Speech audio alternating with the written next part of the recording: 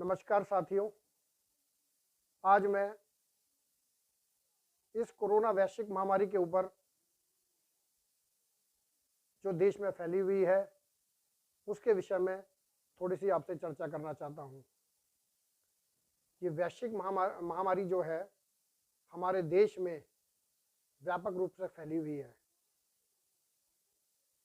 जिसका असर क्या हो रहा है। मुद्दे की बात अगर मैं करना चाहूँगा तो मैं करना चाहूँगा सिर्फ बेरोजगारी के ऊपर, क्योंकि इस वैश्विक महामारी से जो लोग हैं, जो बेरोजगारी है वो बढ़ती जा रही है। लोगों के पास रोजगार के साधन नहीं है, जिसके कारण उनको एक तरफ तो महामारी का डर है, दूसरी तरफ अपनी नौकरी जाने का डर है। दोनों तरफ की मारी उसको मानसिक तरीके से तोड़ रही है। क्योंकि बात की जाए, व्यक्ति के परिवार में अगर सदस्य रहते हैं और वो कमाने वाला है तो नेचुरल सी बात है, उसके परिवार को पालने के लिए अन्न की जरूरत पड़ेगी, शिक्षा की जरूरत पड़ेगी, चिकित्सा की जरूरत पड़ेगी। अगर रोजगार के साधन उसके नहीं होंगे तो वो टूट जाएगा, जिससे वो मानसिक परेशान इतना हो जाएगा, उसके मन में विचार आएंगे मरना तो है ही। एक तरफ बीमारी है, महामारी है, और दूसरी तरफ बेरोजगारी है, जिसके कारण वो टूट चुका है। उसे समझ में नहीं आ रहा कि वो क्या करे। उसके मन के अंदर के विचार उसको क्रोध रहे हैं कि मैं क्या करूं। उसके खर्चे दिन पे दिन बढ़े हुए हैं। मान के चलिए, परिवार को पालने के लिए अन्न की जरूरत पड़ती है। अन्न के अंदर आप लगाइए आटा, चावल, दाल, चीनी, इन सब की जरूरत होती है, क्योंकि भगवान ने पेट दिया है, ईश्वर ने पेट दिया है, तो खाने के लिए काम तो जुटाना ही पड़ेगा, साधन जुटाने पड़ेंगे। दूसरी चीज है, शिक्षा की बात की जाए, घर में बच्चे हैं, बच्चों की शिक्षा करने के लिए स्कूल में भेजना पड़ता है।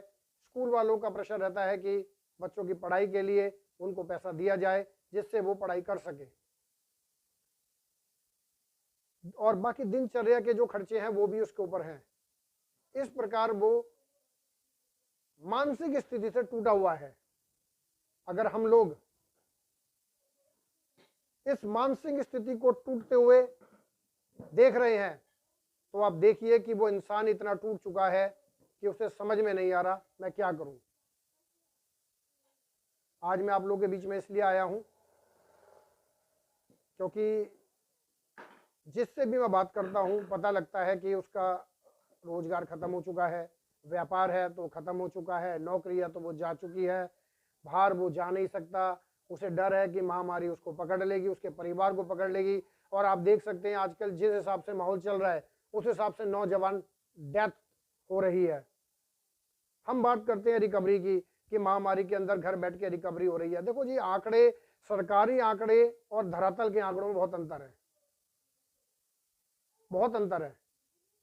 क्योंकि जो आंकड़े हम लोग देख रहे हैं टीवी के माध्यम से हम देख रहे हैं, वो आंकड़े कुछ और हैं। धरती पे उतरेंगे तो वो आंकड़े कुछ और हैं। अभी बीच में ऐसा माहौल हुआ था, ऑक्सीजन की कमी थी, इंजेक्शंस नहीं मिल पा रहे थे, कालाबाजारी चालू हो चुकी थी। वो सब क्या था? इस देश में जो संकट हो रहा है, ये जो देश में संकट बढ़ा हुआ है, उसको हमें रोकना होगा। और बेरोजगारी का जो सबसे बड़ा मुद्दा है, देखो दोस्तों, मैं एक बात कहना चाहूंगा, बेरोजगारी सभी के साथ है, लेकिन हमें हिम्मत से काम लेना होगा। सरकार आप लोगों के लिए करेगी और हम सभी लोग भिन्न भिन्न संस्थाओं से सरकार पर दबाव बनाएंगे कि उन लोगों को, जो लोग बेरोजगार हैं, उनको रोजगार के साधन दिए जाएं। अगर अन्यथा रोजगार के साधन नहीं मिलते तो उनको कम से कम अन्न की व्यवस्था तो उनके घर कराई जाए। और वो सरकार करा भी रही है, कहीं कहीं जगह करा भी रही है। गरीब रेखा के जो नीचे लोग हैं उनको अन्न की व्यवस्था हो रही है। तो आप घबराओ मत साथियों, जो समय गंदा आया भी है वो जाएगा भी, निश्चित जाएगा। कहते हैं दुख के साथ सुख है, सुख के साथ दुख है। तो आज ये दुख की घड़ी है, इस दुख की घड़ी को हमें काटना पड़ेगा। मेरा एक मानना है साथियों, आपके लिए एक बात कहना चाहूंगा, बहुत गौर से सुनिएगा। बांधाएं कब बांध सकी है, बांधाएं कब बांध सकी है, आगे बढ़ने वालों को विपदाएं कब रोक सकी है, मरकर जीने वालों को।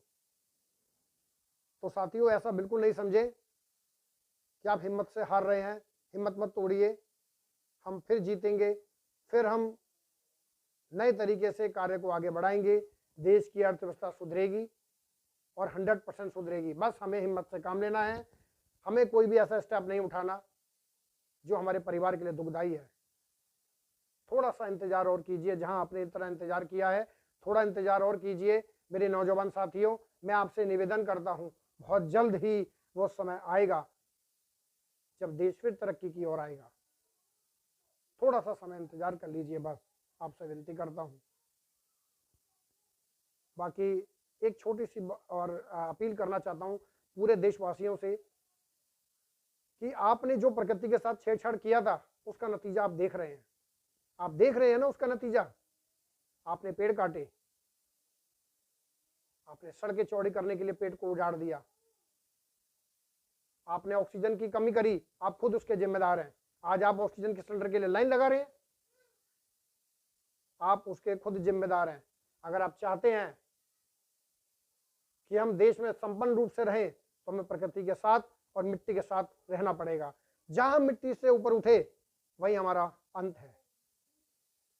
बस अब सभी साथियों से, पूरे देशवासियों से मैं विनती करना चाहता हूं, प्रकृति के साथ छेड़छाड़ ना करें, पेड़ पौधे लगाएं। हर व्यक्ति, हर इंसान एक एक पेड़ जरूर लगाएं। जय हिंद साथियों, आज मैं आपके साथ बना हुआ था अमित शर्मा। धन्यवाद। जय हिंद।